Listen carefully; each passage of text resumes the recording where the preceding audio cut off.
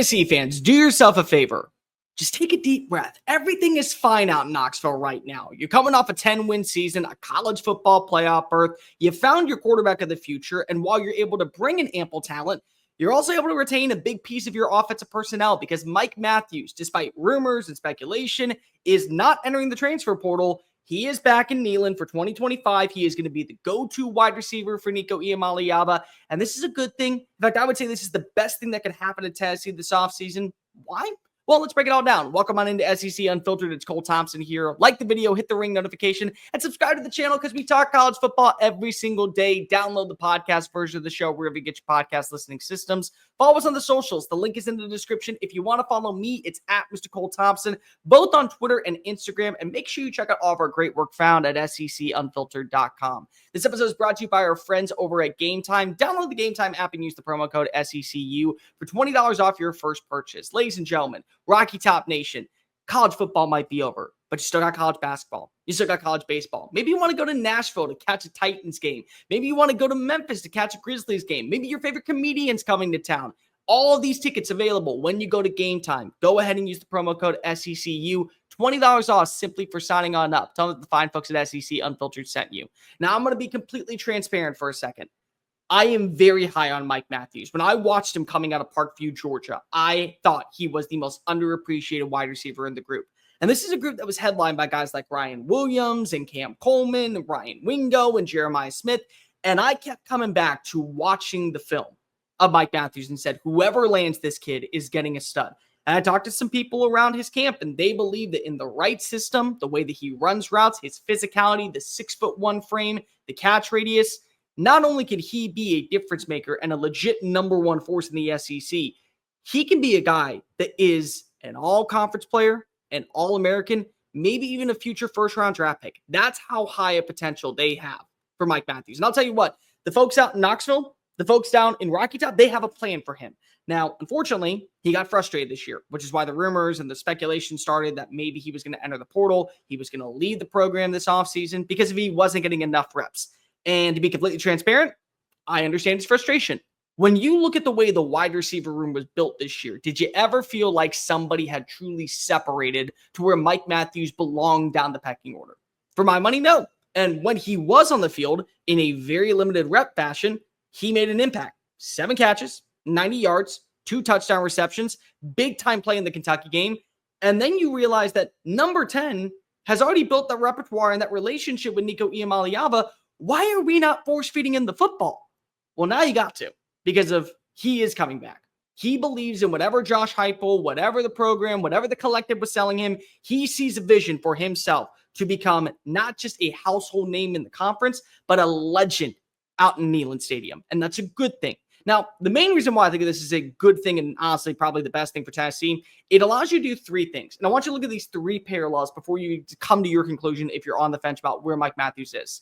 The first is, do you think that there is a wide receiver better than Mike Matthews potential inside your locker room right now? Because you got to realize you're losing talent. And I'm not talking about just guys to the NFL draft. You're not going to have Dante Thornton. You're not going to have Brew McCoy back. You're losing guys to the transfer portal as well. Chaz Nimrod, not back. Squirrel White, he's off looking elsewhere. Caleb Webb, he's off looking elsewhere. You have Chris Brazzell. Do you believe that he is going to be a difference maker and a legit number one force? Okay, well, if you don't have that guy, then you need that guy. The thing with Mike Matthews is even though he is very unproven in the style of offense, he has a good understanding of the concepts. He knows what a guy like Josh Heupel wants. He gets what Nico Iamaleava is looking for in space. He can build that relationship and continue that harmonious blend in the offseason to where these two are speaking the same language. They're basically going over plays in their sleep. Whenever they wake up, they have a football in their hands, and they're ready to go ahead and uncork it down the field, regardless of location, weather, services, so be it. If you do not have a talent like Mike Matthews on your radar, on your roster, it is very hard to find it in the transfer portal for the right asking price. Now, I'm not saying that a hometown discount was given. I'm not going to come out and say what the money is because I don't know what that money is. What I can tell you is that it's very easy to buy into the fact that when you have somebody locked in, they already know the vision. They already had the plan. Give them what they want instead of paying for maybe somebody else coming from the outside that you don't know if they're going to have the same relationship down there with Josh Heupel. You don't know if they're going to have the same fit with Nico Iamaleava. You don't know if what was currently being built can be restored with a new guy. Number two, it allows you to be more picky in the transfer portal. So we've already heard rumors that Zachariah Brandt, the wide receiver from USC, is in the market for Tennessee. There's going to be some players that enter the transfer portal from Ohio State, from Notre Dame, from Texas, from other locations, whenever their bowl games end. Same thing goes for a team like Ole Miss or Duke that just played last night. They're going to be able to add in weapons, but now they don't have to overspend. When you lose a talent like Mike Matthews, you have to compensate it with a bigger name. And a bigger name means a bigger asking price. And a bigger asking price means a bigger check to where the expectations are through the roof. Now it allows you to pick and choose. You got a 6'1" wide receiver with incredible straight line speed, with the ability to win on one-on-one matchups, turn it 50-50 balls into 70-30 catches, and eventually become a household figure in the conference. If a guy like Zachariah Brandt wants $1.2 million and you don't feel like giving it to him, you don't have to. Because if you got the dude that's currently locked on in, and more importantly, you can kind of figure out, what are we missing? Do we need a speed element? Do we need a guy who's 6'4"? Do we need a vertical X receiver? Do we need a possessional type guy? What do we need to utilize our tight ends play with? Miles Kitselman is back, but we lost Holden Stays. Do we feel good about utilizing that money there? And also, you can utilize the money elsewhere that's currently in the collective at other positions of value. This is a defense that's going to take a hit. They're going to lose multiple pieces on the defensive line, at linebacker, even some in the secondary. Boo Carter's back, but you got to be able to also make sure that you benefit and put the right pieces and resources into positions that you have to attack. Wide receiver is one that needs to be addressed, but you have a number one, so you don't have to give number one money to a dude who you hope can live up to expectations. When you realize internally, Mike Matthews probably can. And the third thing that's most important, do you think for 1 second that Mike Matthews can't come back and hurt you? Now, here's what I mean by that. Many people think, oh, well, you're talking about him hurting you in terms of saying all the secrets or giving away plays. No, not at all. I'm saying that he would have been wanted by every school in the SEC. I'm saying that Alabama would have wanted him. Georgia would have wanted him. Georgia nearly got him. Clemson potentially would have wanted him, even though they're not in the SEC. They're in the ACC. I think that you would see Florida go after him. I think you would definitely see LSU make a ploy for him. Any team that could potentially be the reason why Tennessee is not back in the college football playoff next year would have saw number 10 and realized that's not a number. That is what his potential is. 10 out of 10. I want him on my roster. So you're helping yourself and hurting another team by guaranteeing that he's going to be back. Now he's got to live up to expectations. You've done your part. You've made it clear you want him back. You want to pay him just like you want to pay Boo Carter. You're putting your money where your mouth is because you see a difference maker. He's got to meet the criteria. He's got to start living up to the lofty goals. He has got to be the dude that we envisioned when he was coming out of high school.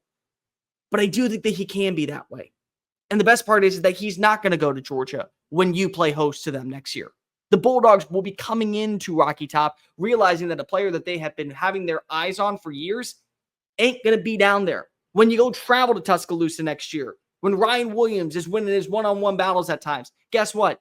It won't be with Mike Matthews on the opposing side. When you go play against Florida in the Swamp next season, he's not going to be down there catching balls from DJ Lagway. He's going to be the reason why Nico Iamaleava is right back in the conversation to be a Heisman Trophy winner, to be a favorite to win all SEC accolades, to be a Davey O'Brien and Maxwell finalist. That's him. So you're helping your team by guaranteeing that he doesn't go to these other schools. You're paying him what he's worth. You realize that if you don't have a wide receiver of his caliber on the roster, it's worthy of paying it. And number three, and most importantly, you're helping your team by hurting another. That's a win-win-win all around by bringing in Mike Matthews. And I still believe in him. I still believe that even though we didn't see the full vision this past year, Tennessee knows what they want. I've talked to people out in Tennessee. They've already told me, we know what this kid is capable of. We just didn't have a role for him this year. Now you have to. Now you got to make sure that there is some bit of a vision that he is going to have in this offense, whether it be as a vertical threat, whether it be as a possessional receiver, whether it be he's getting 50 targets per game. Who cares what it is? You have to have a role for him. And now there's no excuse either, because if you're losing talent to the portal, you're losing talent to the NFL draft, you're losing players to eligibility. What does that mean? It means more reps for Mike Matthews. keeping Mike Matthews may end up being a blessing in disguise for the long haul for Tennessee. And I'm not ready to go ahead and put my fork down and say Tennessee back in the college football playoff. It would be far-fetched without seeing all the moves being made in the transfer portal, what's going to happen in the spring window, how does this offense look. But what I will say is you got your number one wide receiver. You got your quarterback of the future. You got your head coach. You got all the three main elements for an offense to hum accordingly. You can easily put together a formula that makes up for the lost production of Dylan Sampson, makes up for the lost production of the defense, and be right back in the hunt for a college football playoff berth. And it's because Mike Matthews, he's going to be in an end zone near you. Don't look now, but Tennessee, they may have wide receiver one in the SEC for 2025. But let me know in the comment section down below. What are your thoughts on Mike Matthews coming back to the Rocky Top in 2025? This is a good thing for Nico. This is a bad thing for the culture of the locker room. Is this going to be the new norm for college football? Like, review, make sure you hit subscribe. Follow us on the socials, TikTok, Facebook, Instagram, Twitter at SEC Unfiltered. Follow me at Mr. Cole Thompson and check out all of our great work found at SECUnfiltered.com. Until next time, Rocky Top. Mike Matthews ain't going anywhere, which means your college football playoff odds, they're still alive and well. Peace.